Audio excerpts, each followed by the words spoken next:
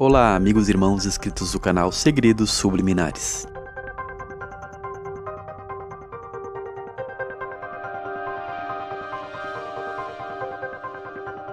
Estamos falando do Antigo Egito e poucos imaginam como a cultura judaica antiga recebeu influência dos egípcios. Há até quem diga que o nome Israel teria a sua grafia Isis-Ra e a terminologia El. Portanto, neste vídeo eu vou apresentar referências do livro Sefer Yetzirah, Livro da Criação, um livro que é considerado apócrifo, citado em escritos como Talmud e outras literaturas cabalísticas e esotéricas. E veremos que existem algumas similaridades do Livro dos Mortos do Antigo Egito, devido à correspondência com os papiros mágicos e suas práticas. Pois, como vimos, o Livro dos Mortos era uma coletânea de feitiços, orações, hinos e fórmulas mágicas que, de acordo com crenças egípcias, guiava os mortos em sua viagem ao outro mundo. E já vimos que a Cabala se define como uma ciência que envolve as letras e os números, e que podem ser encontradas também nesses rituais do Antigo Egito. Portanto, o Livro dos Mortos e o livro Sefer Yetzirah é considerado um livro cabalista, considerado um dentre outros escritos mais antigos sobre o assunto, já que fala sobre a origem do universo e a criação do mundo. Mas, por ser um livro apócrifo, não há unanimidade acerca da sua data e autor. Geralmente, no meio místico e esotérico, sua autoria é atribuída a Abraão. No entanto, o Sefer Yetzirah não é considerado um livro substituto para a narração do livro de Gênesis, que fala da criação, mas é um livro filosófico e místico sobre a criação, atribuindo significados esotéricos às letras hebraicas. Por ser um livro místico que fala da origem do universo, macrocosmo, e da humanidade, microcosmo, possui um arranjo alfabético e numerológico. Por isso é definido como um livro cabalístico. A Cabala também está relacionada à gematria, ciência das letras e dos números. Não há um consenso sobre a sua origem, data e local. Somente a sua leitura pode nos dar pistas sobre o teor do seu escrito. Acredita-se que ele está vinculado a outro escrito mais antigo, como o Hikol Yetzirah, Regras da Criação, um tratado do período talmúdico, um tratado também bastante presente na tradição rabínica. A narrativa sobre a criação de um bezerro de 3 anos e meio é bastante enfatizada, onde, segundo a tradição do Sefer Yetzirah, era comido no sábado, que é comentado pelo Rashi, e que, segundo ele, seria realizado pela carta do Santo Nome e não através de rituais de magia como usados para a criação de um golem. Da mesma forma, de acordo com Rabi Zahalael, um arquiteto do tabernáculo do deserto, que teria trabalhado nas cartas ou lâminas no qual Deus criou os céus e a terra, todas as outras narrativas atribuídas a outros amoraíns, no tratado Sanhedrin, são indicadas e tiradas deste mesmo tratado do Talmud, ou Sefer Yetzirah. Este trabalho intitulado Criação do Mundo, o Livro da Criação, ou Sefer Yetzirah, circulou por muitas comunidades gnósticas do segundo século, uma combinação de muitos nomes e elementos judaicos, gregos e egípcios, sendo também parte dos chamados papiros mágicos. O conceito é que os mesmos poderes que estavam ativos no dia da criação dos mundos poderiam ser usados para ajudar os magos a realizar as suas magias, sendo que até o nome oculto de Deus se transformou em um ritual de magia para manipular os 4 elementais, substâncias presentes e participantes na origem de tudo. Já na cosmogonia dos Abraxás, os mundos foram criados a partir de 7 sons, seguido por 3 outros, as 28 letras correspondentes aos 28 dias do calendário astrológico, juntamente com os elementos criativos e as 4 letras relativas à deidade. Esses elementos foram usados para a criação tanto do homem quanto do universo, e toda essa essência é vista como parte dessa permutação e caracteres místicos. O uso do nome santo de Deus como parte dos rituais mágicos são, portanto, parte da compreensão dos papiros mágicos, Yod-He, Vav-He, e citam os livros de Moisés, que estavam cheios de alusões aos nomes bíblicos.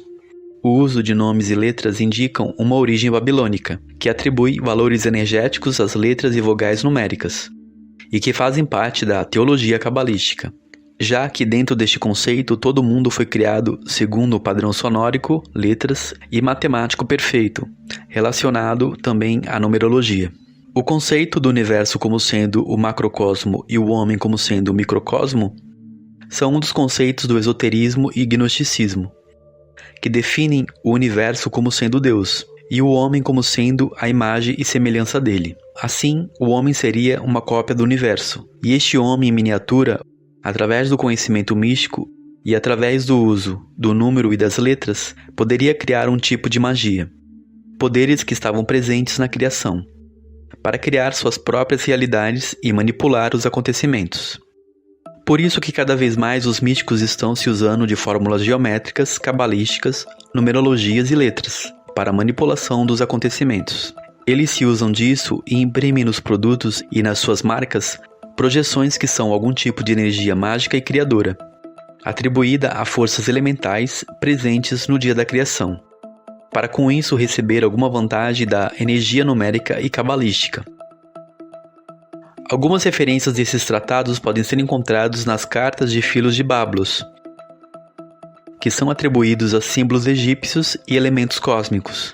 Portanto, é possível que essas influências babilônicas e egípcias influenciaram muito os escritos do período talmúdico, contribuindo para a formação da cabala judaica da atualidade.